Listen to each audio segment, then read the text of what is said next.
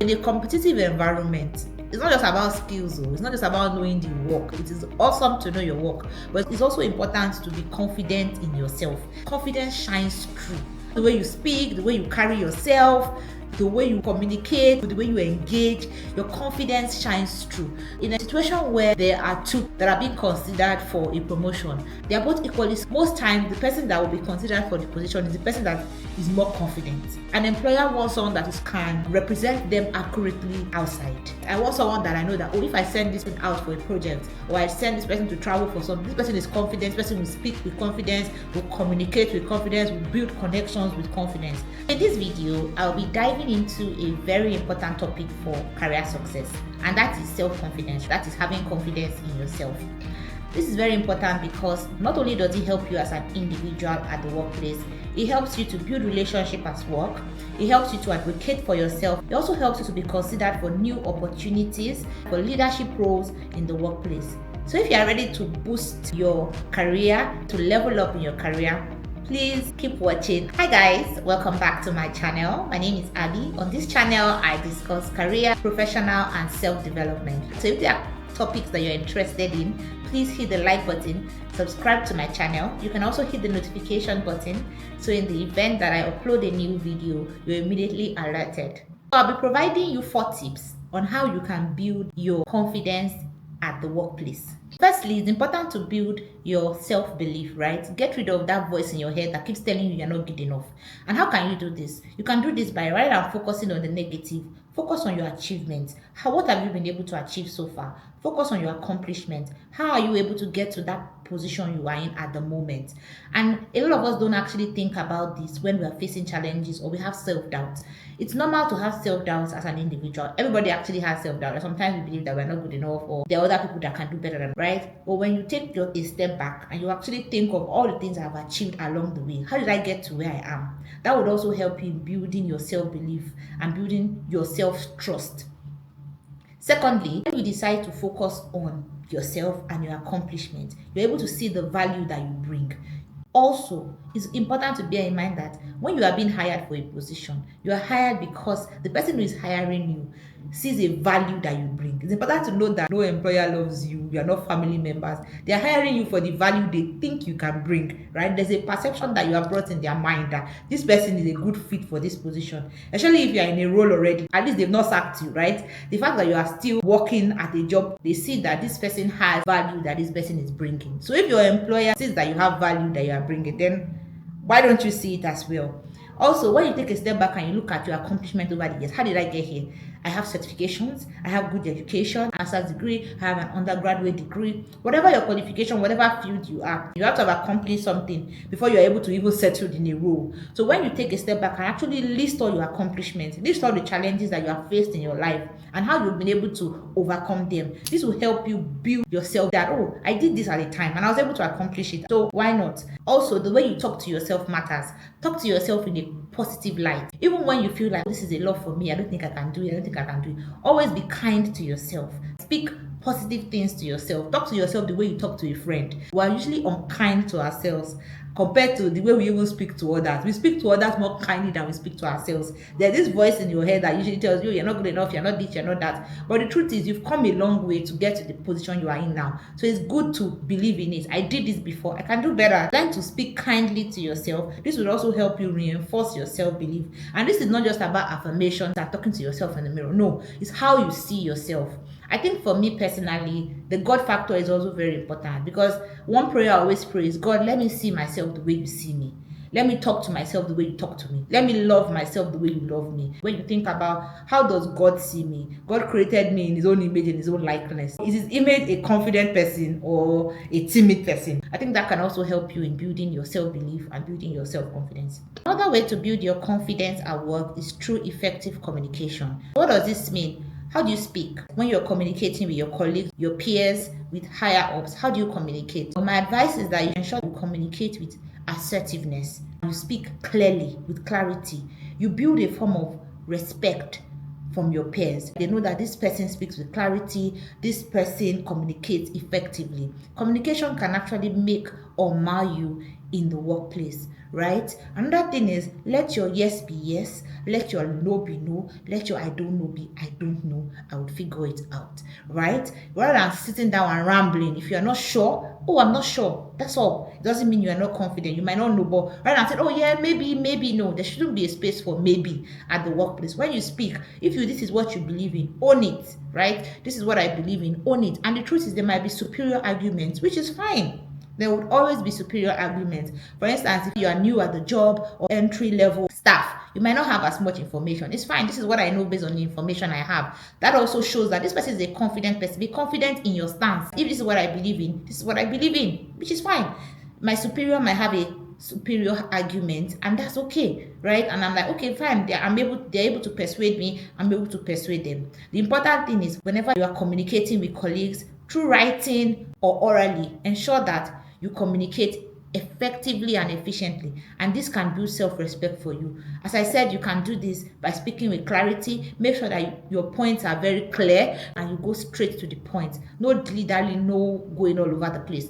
Another important thing here to notice, especially when you're speaking to higher ups, maybe your superiors, directors, or managers at the workplace, it's important to bear in mind that these people don't have time to listen to rambling. So if you're trying to communicate something to them to show that you are confident in what you are saying, go straight to the point. This is what I want to do, this is how I want to achieve it, and this is going to be the results. Finish. No, don't give them little details. The truth is, most managers, most superiors, they are not interested in the tiny details. They always look at the overall picture. So when you're having conversations with people like that, ensure that you focus on the point. 3 things: what you are requesting for, how you intend to achieve it, and what results will you get from doing that. That's the most important thing. Another thing that can help you to communicate effectively is Toastmasters. I don't know if you've heard of Toastmasters, but you can Google it and do your own research, and there might be 1 or 2 around your neighborhood. It would be great for you if you could join. It will help you to speak well, speak better, and a couple of presentations you do there, you speak to other people that want to learn to speak better, to speak with more clarity and more assertiveness. So that will be a good resource for you also to join, and it can help you in building your communication skills. For me, I joined and I stopped it for a while, but my intention is also to go back. Nobody knows it all, right? So that I can keep getting better and better and better with speaking and communicating effectively. Also, it's important not to be nice at work. Even in life generally, the important thing is to be kind to people. And when you are kind, you speak the truth. This is what I am trying to communicate. This is why. This is what I think is the truth. And stand on it. Whatever you believe in, stand on it. If this is what I believe in, I've done my research. People know you as someone that says their mind. Their yes is their yes, their no is their no. And when I say your mind, I don't mean be rude. You don't have to be rude to say your mind. Obviously, you can be diplomatic in how you communicate with people, right? It's very important to be known as someone that says what they mean and means what they say. And when you are speaking, even if people have superior arguments, stand on whatever you believe in. If someone comes with a superior argument, it's fine. You can say this person's argument is superior. Oh, I think this person has been able to persuade me. All those things build respect. If nobody knows you for anything, then you're known for nothing. This is where it starts. Standing on your own business, effectively communicating with people, speak to people with clarity. This is the point I am trying to put across. And this is why I'm trying to put this point across. Be clear in your points, be clear in your communication, and be very, very assertive at the workplace. Being assertive definitely builds respect at work. Another thing that can help you to build your self-confidence in the workplace is taking initiative. It's important to volunteer for things going on at work, be a part of something. Right? For instance, I didn't really care back then about getting involved in events or whatever is going on in my organization. I just focus on work. But it's important to volunteer for things. When you volunteer for things, you get better, you get more skilled, right? You do things you've never done before. And when you're doing something you've never done before in your life, it doesn't come easy. So I would agree with you that it definitely doesn't come easy. But the important thing is to push yourself to do it. And the truth is, once you do it once, there's a level of self-confidence. Self-confidence comes from practice. The more you practice, the more you know it, the more confident you become in that thing, right? When you start something new, for instance, this YouTube that I'm doing, right? Like, I remember the first time I recorded a video, I didn't know what I was doing. You keep getting better. You keep having more confidence in it because I keep doing it and I'm getting better. So that's exactly how confidence works, right? It comes from practice. The more you do, the more confident you become in your ability to do that thing. In taking initiative, you can also volunteer for projects, right? Maybe perhaps doing meetings, and perhaps there's a new project in your office and then the manager says, oh, this is what's going on, blah, blah. And then you can always volunteer that, oh, I would like to be involved in this. And when you volunteer, the more you do, the more you know. If you volunteer to be on a project, even if it's a small project, if it's a big project, it really doesn't matter. Once you volunteer to be part of a project, number one, you get to meet people, other people in your unit, you get to work closely with them. This will also build your confidence because you are also building relationships with them, right? Secondly, the fact that you are doing something new, you're learning, right? And then, as I said, the more you learn, the more you practice, the more confident you are in the role because you've been doing it, right? So you practice, take the initiative to volunteer. If there's a new project, you can go to your manager, oh, I would like to be involved in this, and then see what they say. Even if you take a minute part of the task, the fact that you are involved, you are learning every day, it builds your confidence in yourself, your confidence in that role because you've done it before. Confidence comes from practice, from doing. Then finally, dealing with setbacks. The fact that you've dealt with can help you build your confidence. I know a lot of us don't like making mistakes at work, and it's normal. Nobody wants to make any mistake, nobody wants to make error. But the truth is, if you do not practice, you cannot be perfect. And when you are practicing and you are doing something for the first time, there's a high possibility that you fail at it, or you can make a mistake, or you can make an error, right? So when you keep doing stuff and you make a mistake, it builds your confidence in that thing. You know what you should not do. I can't remember the person that built the light bulb, but they said he did it like 99 times. And they said, oh, you failed 99 times. And he said, no, I didn't fail 99 times. I know 99 ways not to build the light bulb. If you're doing something a specific way, or you keep practicing and you're failing at it, you are learning, you are growing. You might not know, but you build confidence. When you get it and you see someone else that comes along the way behind you, and the person says, oh, I'm trying to do this way, you realize that I've done it like this before, he didn't work, right? Before you know, everybody's like, oh, this person is a thought leader. She knows what she's doing because you failed at the time. So don't be afraid to fail. Don't be afraid of setbacks because it builds your confidence, especially when you get it. Please do not compare yourself with anybody. We are running different races. At work, a lot of people act like they know what they are doing. Some don't, some do.